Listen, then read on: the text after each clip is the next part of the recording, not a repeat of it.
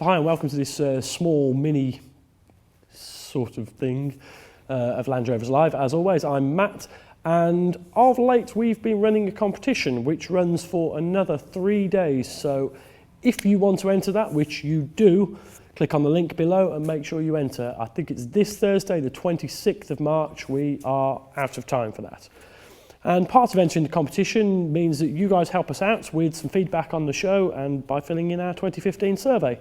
Many thanks to those of you who have done it, and it's, well, brought to our attention a few things that we should probably address.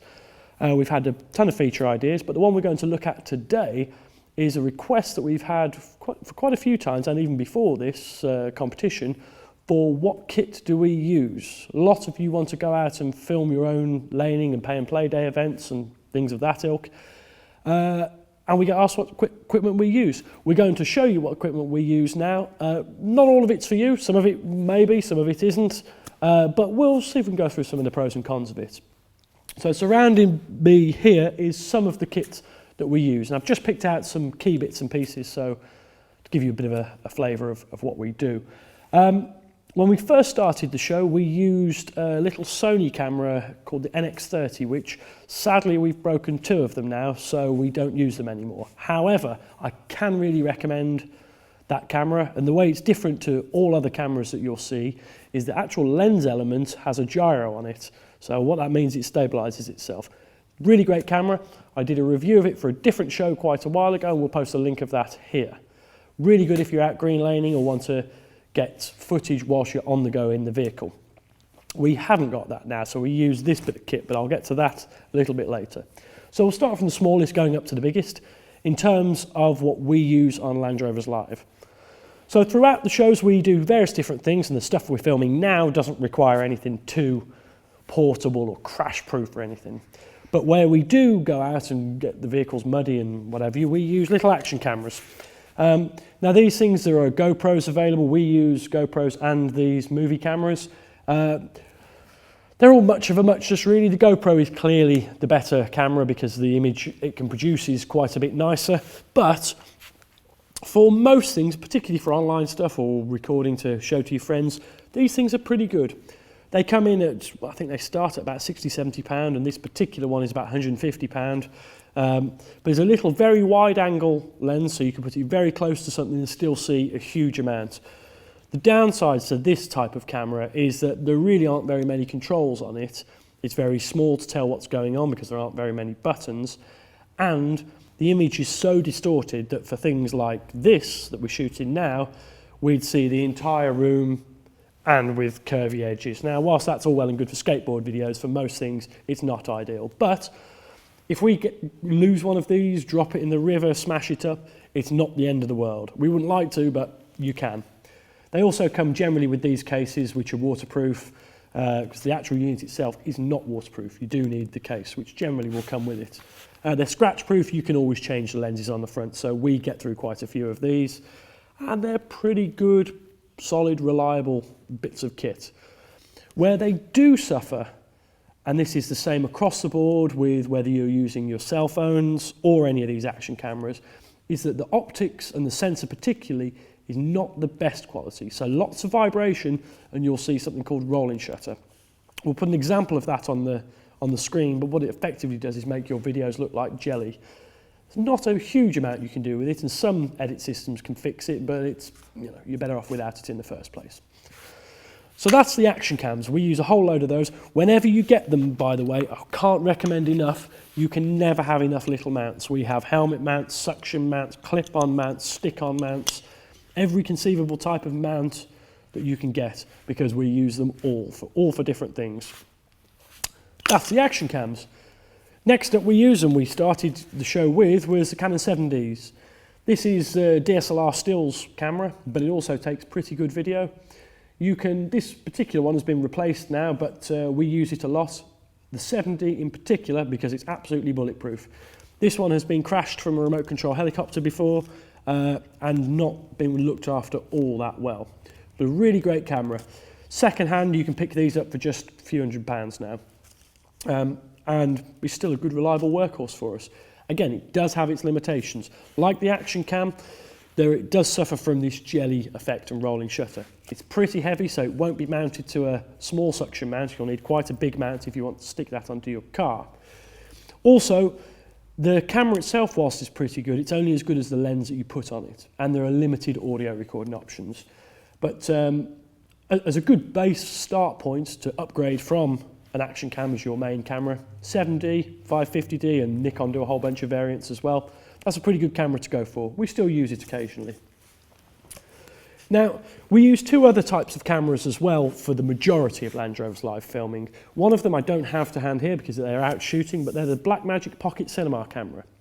This camera is a tiny, very small form factor, looks like a pocket camera.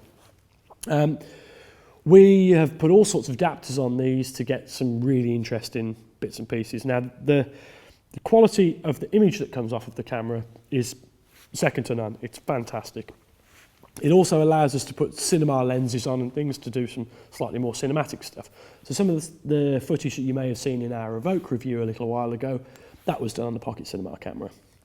And whenever we want to do something a little bit special, that's what we'll use. It also does have the advantage of its very small form factor. We can put a little lens on it and get into some quite sneaky places with it, or dashboard mount it.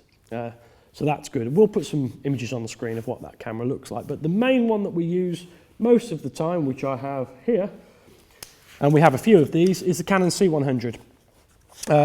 This is not a particularly expensive camera, but compared to an action cam, it is a big step up in price. But it gives us, well, absolutely everything that we'd need on Land Rovers Live. We've taken the lenses that we used on our 7D and added to that, and we can bolt those straight onto the C100. So if any of you out there have got Canon lenses from stills cameras, it's all the same stuff. It fits straight on here. Now the C100, I could do a full camera review of it, but I'll just tell you what it does for us. What it gives us is a really nice looking image that's very usable. It also records onto SD cards, and chiefly it's got proper audio inputs. So on the side here, we can put various different microphones in there, which we'll show you in a bit what we use. Most cameras up until this point will have pretty rubbish audio. You can use external audio recorders and all the rest of it, but for us, we want it all in one go, because on any given shoot, we'll take out 2 or 3 of these at a time. It offers all of the controls you'd expect from a very high-end camcorder, and where you're saving on the money really is there are some build quality issues. It's not, you couldn't drop this down a flight of stairs and it'd be okay. But the battery lasts most of the day, and they're fantastic cameras. So that, on Land Rovers Live, is our main staple camera. Attached to those, I mentioned, we have Canon lenses, and we keep as many of these as possible. If you're getting into filmmaking, it's worth spending good money on lenses. They don't have to be brand new, but lenses won't really devalue in price. Your camera bodies will become obsolete, but lenses will always hold their value, more or less. So buying second-hand lenses, good ones, is a good idea. There's arguments to say whether you should use zoom lenses or prime lenses, fixed focus, focal length lenses. We use zooms for most things. We do have some prime lenses as well, but for Land Rover stuff, it's just not very practical. So a good lens that zooms in and out quite a long way, that's what we're after. And we have maybe 8 different lenses for different sorts of things. Now, we mentioned earlier about the Sony NX30 being a go-to camera because it's stabilized, and none of the other cameras do. So we've got all these cameras with no way to keep them stabilized. So our main way of doing that is obviously we sit it on a tripod, as this particular camera is now, or we go handheld, which can yield different results. It's as good as the operator. But we do have this. Now this might be new to many of you out there. It's a fairly new premise. But what it is, it's a camera stabilizer where the camera mounts on here, and through 3 axes of travel, it will hold a camera still. For Land Rover stuff, it's imperative. When we're hanging out the back of the truck filming something, then the vibrations or, well, just general movement that you see in a lot of things will disappear with this bit of kit. So that's the DJI Ronin, and we use it to stabilize most of the shots that we have. It's a great bit of kit, but you need a good back for it. We mentioned earlier about sound recording and why we use the C100 as a camera, because it has all the audio inputs. We do need to record quite a bit of sound. Currently, I'm on a radio mic, and we have a few of these. These are crazy expensive for what they are, but essentially it's a tiny little microphone which attaches wirelessly to the camera. So the camera end goes there, and that's the bit that attaches to me. You should just be able to see it here, and chances are I'll always be wearing one when you see it. When we're interviewing other people, it may be that they don't want to be mic'd up, can't be mic'd up, or logistically it's a bit of a nightmare. So the other thing that we use is a stick mic. This particular one's a Sennheiser stick mic on a big boom pole. You'll have seen this on most TV programs. So the one that we opt for is the Sennheiser mic. There are various different ones. This is the ME16 or 116, something like that. And for Land Rover stuff, because we're outside most of the time, we need this, the dead cat on the end. This will stop a lot of wind noise. Without it, you probably wouldn't hear anything anyway. Attached to a good boom pole, and that's what we give to our sound man. So most of the sound you see, or shadows that you see in set, will be from this chap.